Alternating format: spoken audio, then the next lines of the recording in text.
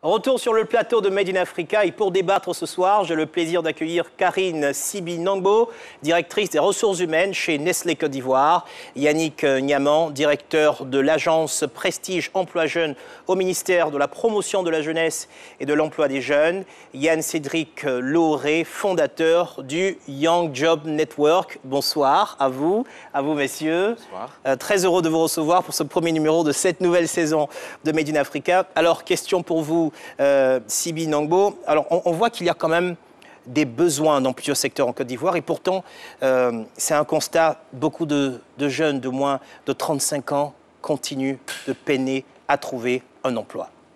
Comment l'expliquer selon vous? Il y a plusieurs choses. Donc, il y a les jeunes eux-mêmes qui n'ont peut-être pas la formation adaptée, mais il faut voir aussi dans quel contexte on évolue. En Afrique subsaharienne, on a quand même un habitant sur deux qui a moins de 25 ans. Donc ça veut dire que c'est un grand défi en termes de l'emploi des jeunes, mais c'est aussi une opportunité. Donc il n'y a pas suffisamment d'emplois, il n'y a pas suffisamment d'emplois décents. Donc ça c'est important aussi de le noter.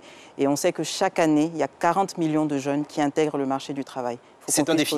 C'est un défi. C'est un défi. Alors, elle parle d'un véritable défi, 40 millions de jeunes. Est-ce que vous confirmez que pour vous également, c'est un défi la question de l'emploi? C'est un défi évidemment. La population des jeunes en âge de travailler en Côte d'Ivoire est galopante. Et malheureusement, cette formation, en plus de la formation qui n'est pas adaptée, n'a pas l'information nécessaire sur les domaines d'activité qui recrutent aujourd'hui. Donc nous allons retrouver des personnes, par exemple en philosophie, je n'ai rien contre la philosophie, mais qui malheureusement n'a pas forcément de débouché sur le marché du travail en Côte d'Ivoire. Et donc il faudrait que nous, les professionnels, puissions aller vers ces jeunes-là, leur porter la bonne information afin qu'ils suivent la meilleure formation adaptée à leur profil pour pouvoir mieux s'orienter dans le marché du travail. Alors, une chose est sûre, on est en Côte d'Ivoire. Dites-nous, c'est quoi la réalité du chômage des jeunes aujourd'hui? Alors, déjà, il y a deux notions qu'il faudrait départir. Nous avons ce que nous appelons le taux strict du chômage et le taux combiné du chômage. Alors, déjà, le taux strict du chômage en Côte d'Ivoire, il est de 2,2% de la population active. Ça fait sourire nos invités. Oui, bien entendu. C'est pas un peu sous-estimé? Ben non, c'est pas sous-estimé. C'est un mode de calcul. Oui, bien sûr, quand on s'en tient aux caractéristiques en fait, utilisées pour définir ce taux. J'ai un diplôme en marketing, je cherche du travail, j'arrive pas à en avoir, je me dis, je fais ma petite cabine en attendant d'avoir du travail. Moi, je me considère comme étant au chômage.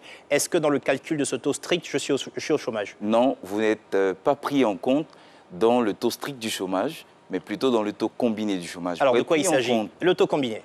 Alors, le taux combiné va intégrer alors des valeurs comme le sous-emploi. Okay. Vous en avez parlé tout à l'heure, vous avez une maîtrise marketing, vous vendez peut-être des chaussures ou vous faites un petit commerce, vous avez une cabine téléphonique pour vous aider donc à subvenir à vos besoins primaires. Vous êtes en situation de sous-emploi parce que vous n'êtes pas en train de travailler dans le secteur d'activité de votre formation et pour un emploi et pour cette catégorie de personnes, il y a des efforts aussi qui sont faits au niveau du gouvernement. Bien entendu. Yann Cédric Lauré, votre regard sur... Je vous ai regardé, apparemment les chiffres vous ont un peu titillé, mais on va parler du Young Job Network, alors que vous avez créé, qui est un forum, le Young Job Network, pour aider aujourd'hui les jeunes pour mieux lutter en fait contre le chômage des jeunes. Alors est-ce que vous pouvez nous en parler? Alors, Young Job Network, c'est mon histoire comme l'histoire de millions de jeunes ivoiriens et africains qui se sont heurtés au marché du travail justement après leur cours à l'université ou en grande école. Et donc, le Young Job Network est une organisation à but non lucratif, je le précise, qui est aujourd'hui disponible présente dans 9 pays du monde et qui unit les jeunes, qui les forment. Donc, nous recrutons ces jeunes-là, nous les formons et nous insérons ces jeunes-là. Mais la particularité de cette organisation, c'est que nous apportons un réseau à ces jeunes-là. 80% du marché du travail se trouve dans le réseau. C'est pour cela que Young Job Network est né, justement pour former ces jeunes-là, leur porter non seulement l'information et les mettre en réseau avec les différentes personnes que nous avons dans notre réseau, dans le métier, en fait, on veut parler des recruteurs et tout cela. Vous faites en partie le travail de l'État aussi, hein? Alors, on ne fait pas le travail de l'État, on aide l'État plutôt à accomplir son devoir. Très bien. Question pour vous, aujourd'hui, quand vous regardez, quels sont, selon vous, les secteurs aujourd'hui qui recrutent? On avait parlé de l'agro-industrie, c'est chez vous. Oui. Voilà. Est-ce que vous pensez qu'il y a d'autres secteurs que vous voyez, puisque vous avez une perspective en ce qui concerne le recrutement, qui recruterait et vers lesquels les jeunes devraient pouvoir s'orienter? Aujourd'hui, on recrute un peu partout. Il y a des postes qu'on appelle des postes support. Donc, on aura toujours besoin de personnes en ressources humaines, on aura toujours besoin de personnes en logistique, etc. Mais il y a des métiers, effectivement, on a vu, qui sont peut-être un peu méconnus et pour lesquels les gens ne font pas attention et ne cherchent pas à se former dans ce domaine, alors que ce serait porteur pour après. Vous avez des nouveaux métiers en tête, en particulier? Nouveaux métiers. Bon, aujourd'hui, ils ont parlé de community manager. Vraiment, tout ce qui est dans le digital, c'est vraiment tout ce qui est dans le digital. Quelqu'un a parlé tout à l'heure de multicompétences. Est-ce que vous vous rendez compte dans votre travail que c'est utile? Oui, on cherche des personnes qui sont polyvalentes. Et ça, c'est vraiment un conseil que je donnerais aux jeunes. Soyez polyvalents. Soyez polyvalents, voilà.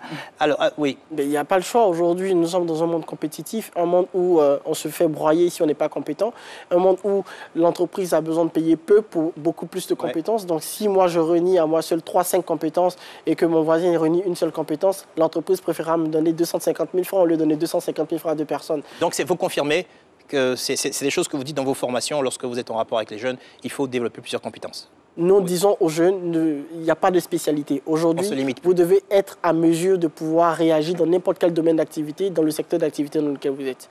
Est-ce que vous constatez concrètement des carences, mais concrètement chez les jeunes qui arrivent en général sur le marché de l'emploi, et ces carences se situent à quel niveau? On a parlé de formation inadéquate. Les jeunes, pour beaucoup, ont peut-être évolué rapidement au sein de leurs études, mais n'ont pas appris donc certaines compétences comportementales. Donc, on a des CV... Comportementales. Comportementales. Notez-le, comportemental. On reçoit des CV où il y a beaucoup de fautes d'orthographe. De nos jours, on va sur l'ordinateur, on utilise Word, on peut éviter ces éléments-là. Il y a beaucoup de jeunes, donc beaucoup de CV. Donc, en termes de tri, pour nous qui sommes des recruteurs, on regarde ces éléments-là. Il n'y a pas forcément de créativité. Les jeunes doivent apprendre à se vendre. Alors, les formations que vous donnez, que ce soit vous, que ce soit l'agence, est-ce qu'elles sont pratiques, justement? Parce que quand on écoute, on se rend compte que le diplôme ne suffit pas, qu'il faut des éléments qui soient plus concrets, plus pratiques. Est-ce que vous leur mettez le pied à l'étrier? La théorie, nous pensons qu'elle a eu ses limites aujourd'hui et que les jeunes doivent être aptes à la sortie de l'école à pouvoir être compétents et opérationnels sur le marché du travail. Parce que, comme je le dis tout de suite, l'entreprise a besoin de personnes qui vont le faire gagner de l'argent tout de suite. Alors, petite question pour vous. Vous êtes au niveau de l'agence Prestige, vous êtes en rapport avec les entreprises. Aujourd'hui, quel est le secteur ou les 2-3 secteurs leaders qui demandent le plus de main-d'œuvre? Alors, premièrement, je citerai le secteur des BTP, donc des bâtiments et travaux publics, qui ira en s'accroissant, donc je dirais en termes de besoins. Nous avons donc de très très bonnes perspectives dans le secteur des BTP pour l'année 2021, dès le mois de janvier. Il y a de très très nombreux recrutements qui se feront dans ce secteur. Ensuite, vous avez le secteur donc des services. Vous l'avez dit tout à l'heure dans votre reportage, également qui est très très demandeur. Et puis, je citerai également le secteur de la grande distribution. Voilà, la grande distribution qui sollicite également pour beaucoup de compétences jeunes à former ou à embaucher. Vous avez dit beaucoup, 3 fois. Donc, il y a du travail, chers amis, il y a du travail. Alors, ce reportage, Yann Cédric, je vous pose cette question. Vous venez de le voir, qu'est-ce qui vous inspire? Elle donne confiance. Elle dit aux jeunes qu'il y a de l'espoir. Et justement, lorsqu'on voit dans ce reportage des personnes de 23 ans, on voit Ben Ali qui, sans honte, affirme ce qu'il peut gagner et où est-ce qu'il veut partir. Ça dit aux jeunes que l'entrepreneuriat, il y a des choses à faire et que vous devez vous retrousser les manches et que vous devez mettre les mains dans le cambouis et travailler. Tout ne vous tombera pas du ciel. Il faudrait aller chercher pour avoir ce que vous deviez avoir. Yannick Niamant, je vous ai vu très concentré, attentif en suivant ce reportage. Entrepreneur avant 30 ans. Qu'est-ce que ça vous inspire à vous? Alors, je félicite Ben Aziz et c'est un modèle, c'est une inspiration pour notre jeunesse aujourd'hui. Et j'invite tous les jeunes à s'inspirer de modèles comme Ben Aziz, qui sont des modèles ivoiriens, qui sont des champions nationaux en construction. Et on n'a pas toujours besoin de chercher ces champions ou ces modèles, ces exemples hors de nos frontières. C'est quand même élogieux, quand même. Comment vous vous sentez d'entendre ça? C'est inspirant, c'est motivant? C'est motivant, ça nous pousse à ne pas abandonner, à nous dire que nous avons les yeux du monde sur nous, mais également nous avons toute une génération qui compte sur nous. Voilà. Alors, vous avez encore, après toutes ces années, vous avez encore 25 ans. Ça fait quand même longtemps qu'on vous voit, vous avez encore 25 ans. C'est à peine croyable. Oui, c'est vrai que j'ai commencé les premiers reportages, j'étais autour de 21, 22 ans, donc là j'ai 25 ans. Voilà. Ça avance lentement, hein? Oui, c'est ça. Donc vous avez commencé justement à entreprendre très jeune. Oui, c'est ça. Mais pourquoi justement? Pourquoi?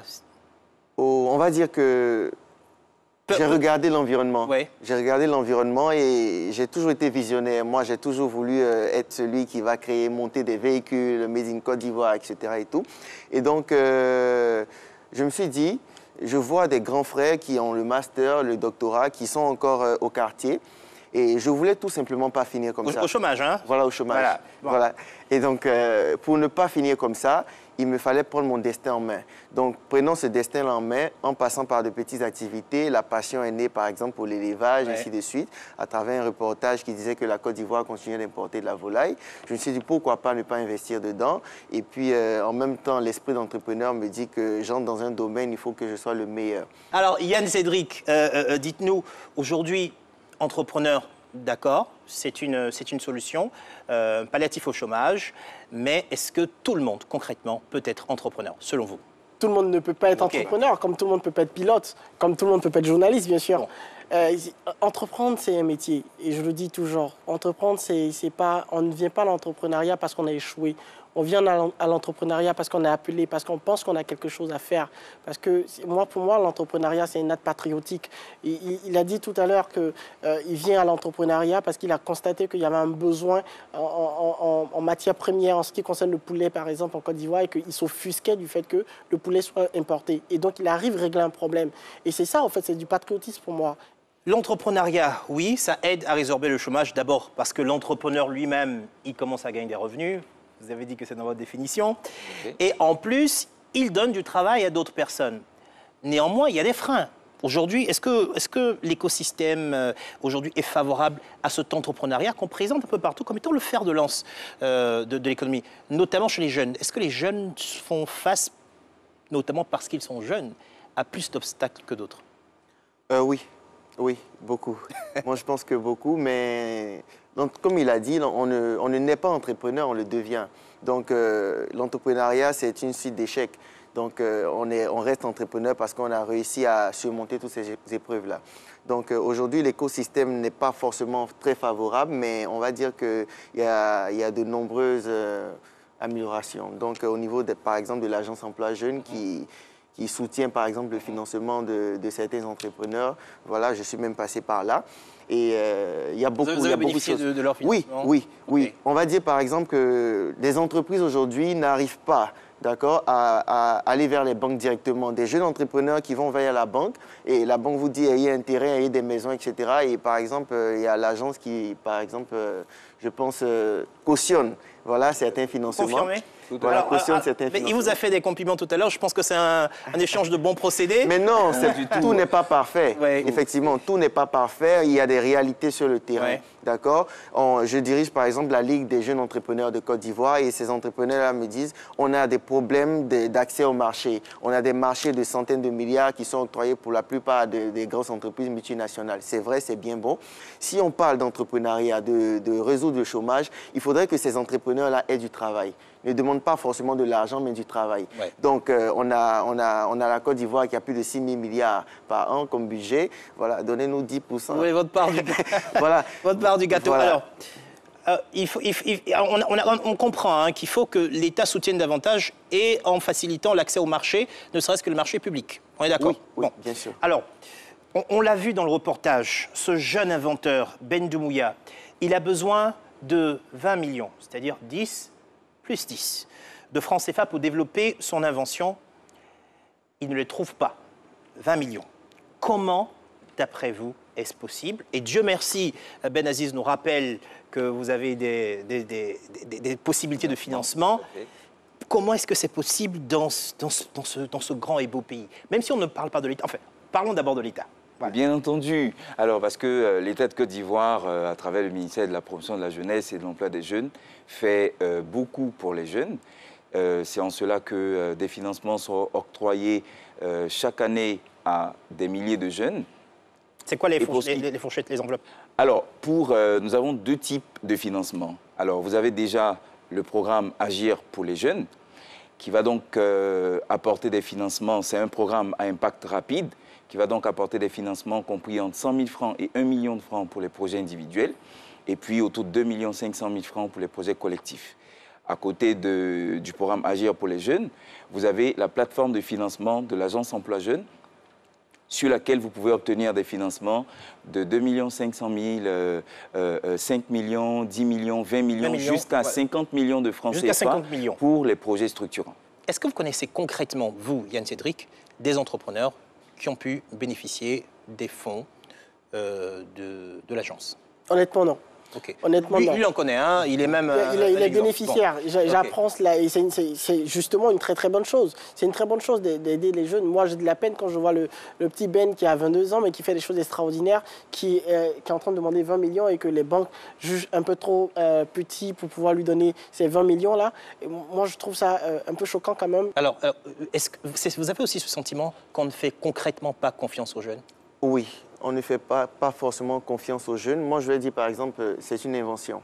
D'accord? Il n'a pas de financement tout simplement parce qu'il n'est pas encore à l'étape où on le voit gagner de l'argent. Donc, il n'y a personne pour le financer. Et là, c'est un appel aussi. Et personne ne prend de risque. Hein? Voilà, personne ne prend de risque. Donc, il faut dire que l'agence également finance, mais après, ce sont des financements qu'il faut rembourser. Le ministère de la Promotion de la Jeunesse, à travers l'Agence Emploi Jeunes, se porte garant justement pour mettre de l'argent à la disposition de ces jeunes pour leur permettre donc d'entreprendre. Est-ce que vous avez une forme de fonds de garantie? Oui, bien entendu. Bien entendu, nous avons un fonds de garantie justement qui nous permet de financer ces jeunes et ces jeunes remboursent. Nous sommes très très fermes sur ce qui concerne la sélection des projets parce que justement, c'est nous la garantie. Si le projet n'aboutit pas, c'est l'Agence Emploi Jeunes qui devra rembourser. Alors, des jeunes qui nous écoutent, qui sont en Côte d'Ivoire, qui sont au Mali, qui sont au Burkina, qui sont au Niger, qui sont au Tchad, qui sont au Cameroun, ils veulent rentrer sur le marché du travail, ils veulent rentrer dans le domaine de l'entrepreneuriat. Quels conseils vous leur donnez? Je commence par vous, Yann Cédric. Il faut croire déjà en soi. Il faut croire déjà en soi parce que si tu ne crois pas en toi, personne ne pourra croire en ton projet ni en ce que tu dis. Et donc, la croyance que nous avons en nos projets se communique en face des personnes qui sont là. Et il faut déjà avoir un projet, il faut rêver grand. Et moi, je le dis, rêver petit, rêver grand, c'est le même transport, c'est le même prix. Donc, pourquoi est-ce que se priver de rêver grand? Il faut avoir de l'estime pour soi-même. Il faut pouvoir développer cet esprit patriotique que, par exemple, Ben a développé pour dire... Aujourd'hui, mon pays se trouve à tel niveau, il faut que je crée quelque chose qui pourra contribuer au développement de mon pays. Votre avis, ils veulent, Benaziz, ils veulent entreprendre, ils veulent se lancer, qu'est-ce que vous leur dites? Justement, à ce niveau-là, je dis toujours, si vous-même, vous n'avez pas peur de vos rêves, c'est qu'ils ne sont pas assez grands. Donc, moi, j'ai peur de mes rêves et j'y travaille tous les jours. Quand je me réveille, je regarde, il faut que j'y arrive. Donc, pour un jeune aujourd'hui qui veut se lancer dans un projet, il faut qu'il cherche les meilleurs, les multinationales. C'est qui les meilleurs? Comment est-ce que je peux faire pour les dépasser? Donc, c'est comme ça qu'on crée de la valeur. Et puis après, un entrepreneur, ce n'est pas quelqu'un qui a froid aux yeux. Un entrepreneur, c'est quelqu'un qui veut changer le monde. C'est un rêveur. Il faut rêver très, très, très grand. Je vais conclure cette émission avec une phrase de Benaziz Konaté, toujours pour l'encourager.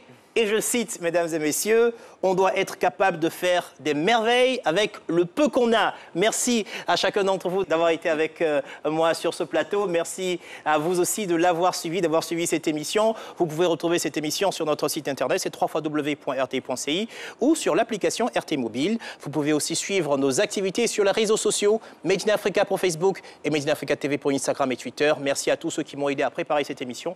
Merci aux équipes de production d'Éléphant Africa et aux équipes de la RT pour la réalisation. Je vous donne rendez-vous dans 2 semaines pour un tout nouveau numéro de Made in Africa. En attendant, bonne suite de programme sur RTI1.